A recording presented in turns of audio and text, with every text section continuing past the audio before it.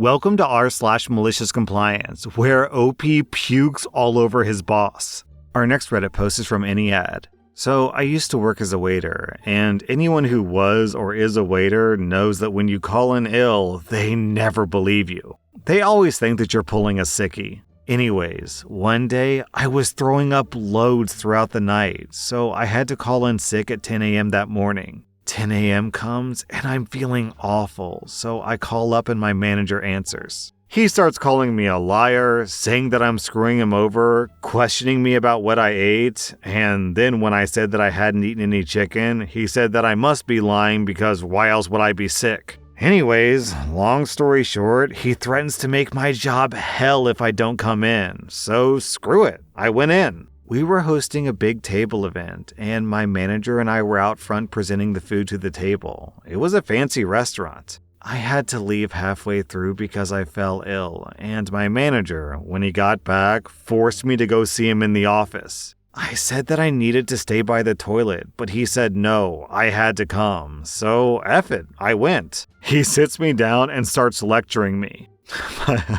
After about a minute, my nausea gets really bad, so I lean over and throw up all over him. He looks horrified and I get sent home. Love this comment from Coder Joe. He played chicken with you and lost. Our next Reddit post is from Rumple Teaser. About a year back, I worked in a family restaurant. It was a Saturday night, and we were pretty busy with all tables reserved, but everything was under control. I was hosting, and we had a family of 8 due for a birthday. As I was making my way back to my station, a group of 8 people walked in. The exchange went as follows. The big idiot leading the 8 people said, "Table for 8. "No problem, sir. Do you have a reservation?" "No, I don't think so." "Okay, well, I'm very sorry, but we're fully booked for tonight. But I can take a reservation for another night if you wish." "No! If I wanted to eat here another night, I would have come here another night." "I understand, sir. I do apologize. I'm afraid that all of our tables are reserved for the night, but you're more than welcome to take a seat at the bar if you like." "What about that table over there?" He pointed to the birthday table. "That's got 8 seats. We'll just sit there." "I'm sorry, but that table is reserved for another family. They're due here any minute. If you wait at the bar, we have a 30-minute policy, so if the family doesn't turn up, you can take their table." "Well, none of those empty tables have reserve signs on them, so how are we meant to know? Can't you just push 2 of those tables together for us?"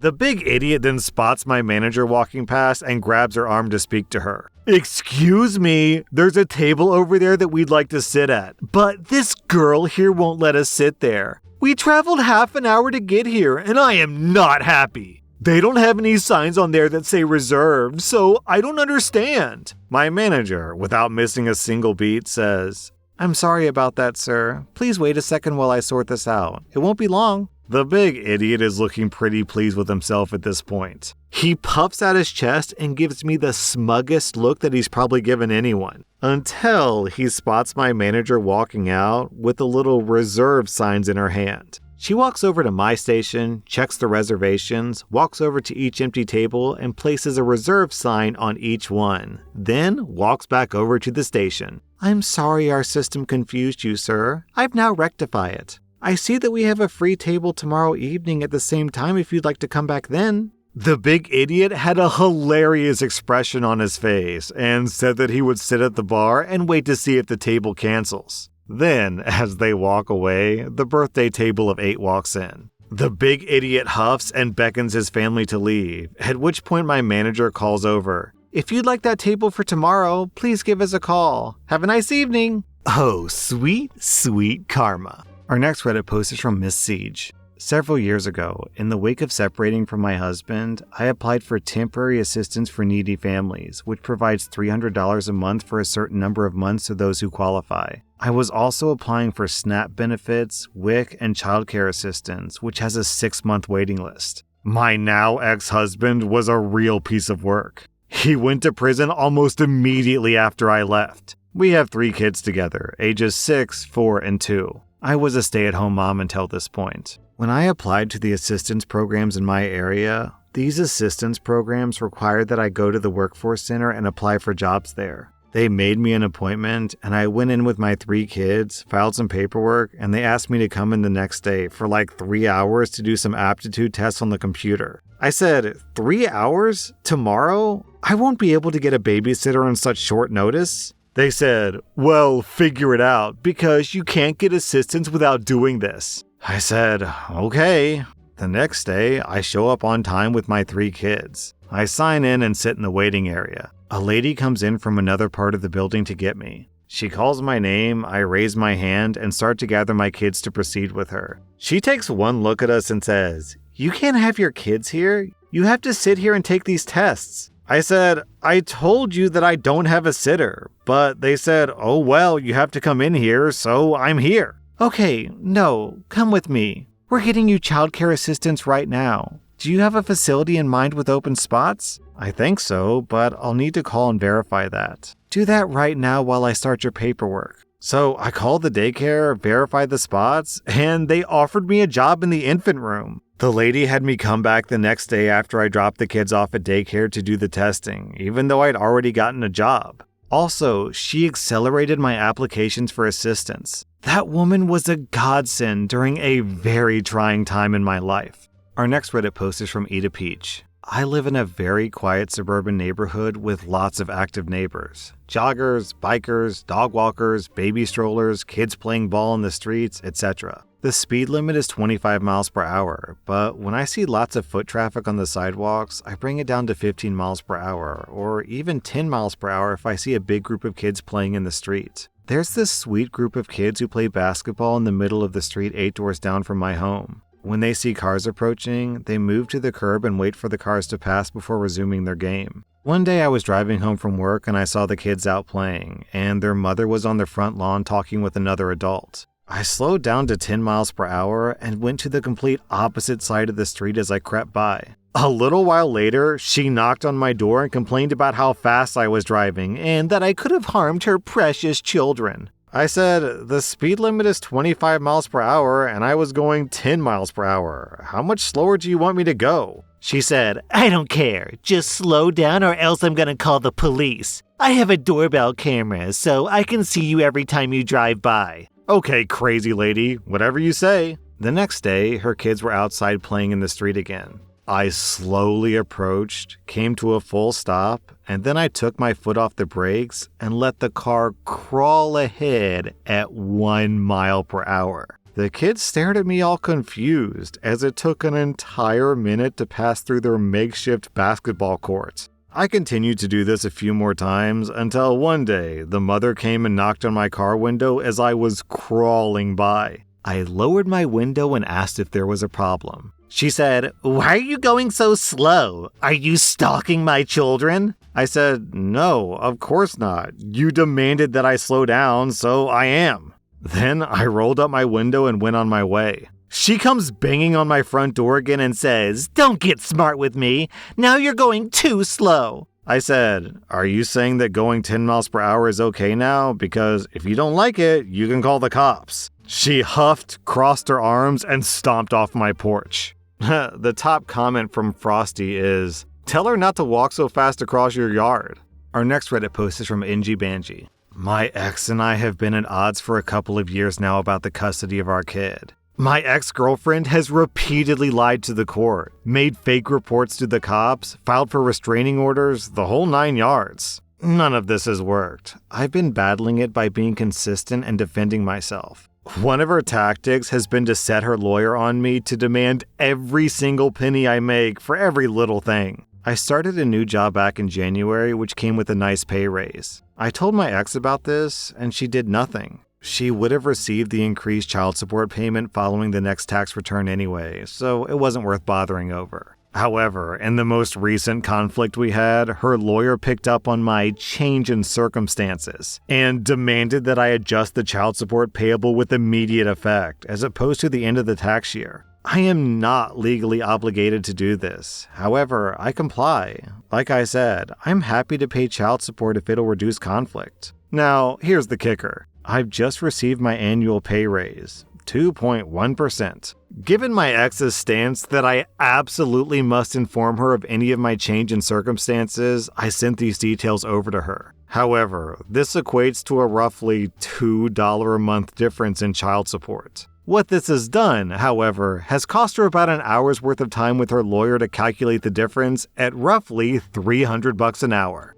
Do you want to guess how long it'll take her to recoup that investment? 12 and a half years. Also, down in the comments, we have this stupid story from Processed Meat. So, for a while, I was dating a girl who had a child, and her baby daddy was a real jerk about child support. From what I remember, support is calculated based on the difference in pay between the two parents. It was a simple formula the court used. There was no arguing about what the amount should be. My girlfriend got a new job that came with a small raise. This got the baby daddy excited, thinking that he would get to pay less in child support. To get any change in child support, both parties have to share the last few pay stubs and support is recalculated. When he took my girlfriend to court because of her raise, he failed to realize that he had also gotten a raise since the last calculation, so his support payment went up, not down. Our next Reddit post is from B-Rick. I worked as a systems administrator for an IT firm. I got tired of dealing with abusive and angry clients for 5 years. I got tired of being micromanaged and being exploited. I got tired of being talked down to like I was a child anytime the slightest little mistake was made. When my boss learned that I didn't want to tolerate a 3-hour commute to a new location, he spent an hour lecturing me on taking a long, hard look at yourself. He said that he was concerned about my reliability after I refused to spend 3 hours a day commuting to the new location on top of my workday. If I can't rely on you to work in the other market, then I just don't know if you have much of a future with this company. I think you need to take a long, hard look at yourself and gain some perspective. You know what? You're absolutely right. 2 weeks later, I found a new job and gave my notice. He begged me to stay, offered me more money, etc. This went on for days. I said, no thanks. I finally found that perspective you wanted me to find. Boy, am I glad I did. A new job with a raise in benefits and no stress. This is the only advice that you've ever given me of value. Good luck to you. He let me go 1 week into my notice. I started my new job and I love my new boss and coworkers. It's been over a year, and my former boss hired 6 different people to fill my spot, each lasting like 1 to 2 months before they left. Wonder why that is. Maybe he needs to gain some perspective on how to run a company and treat people. Our next Reddit post is from Eureka. Nearly 15 years ago, I went to work for a company. In that job, every month I traveled to customer sites, did the first pass analysis of our defective products, and got yelled at a lot. It sucked. Also worth mentioning, our branch of the company was too small to use corporate travel, so for every trip, I was scouring discount travel sites to find the cheapest flight, hotel, and car. I was ridiculously vigorous in finding the best prices. If the shittiest shitbox car was $32 a day and the not so shitty car was $34 a day, I picked the $32 a day car to save the company $2 a day. One fine trip, several months in, was spectacularly awful. Not only did I have a truly terrible car, the hotel was all new depths of yuck. My shoes stuck to the carpet in my room, and the security flipper thing on the door was plastic. Also, it was in the worst part of town, and I worried about my safety to the point that I ended up pulling the little couch over to block the door and sleeping on the couch. Adding to my misery, I was sick. Normally, I would have canceled the trip, but this customer was in an uproar.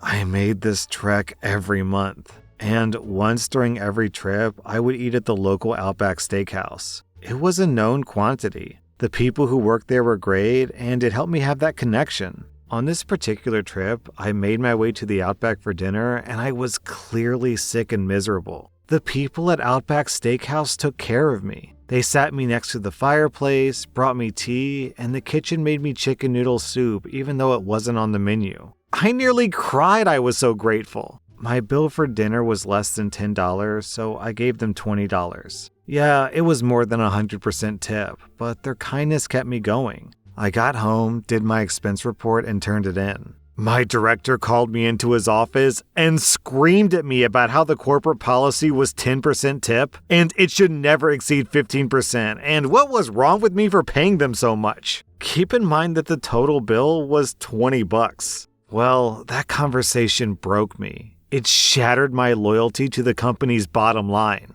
So, from then on, I followed the corporate travel policy exactly. No more shitbox $32 a day cars. I'm in midsize or better. No more flying out at 4 a.m. in the center seat. The flights now fit my schedule and I sat where I wanted. No more scary hotels in the worst part of town. Now I'm staying at the nicest executive hotel allowed by the policy. The cost of my trips were double or triple what they had been before, adding up to thousands of dollars a year. But hey, I never disobeyed their tip policy again. And here's the true irony. Their corporate tip policy actually had verbiage that said exceptional service could be recognized with an additional gratuity, but basically don't make a habit of it. Also, the allowable per diem was $50 a day, and a receipt was only required if it was over that amount. So the whole tip thing was under my per diem, and it was exceptional service, so what was the problem?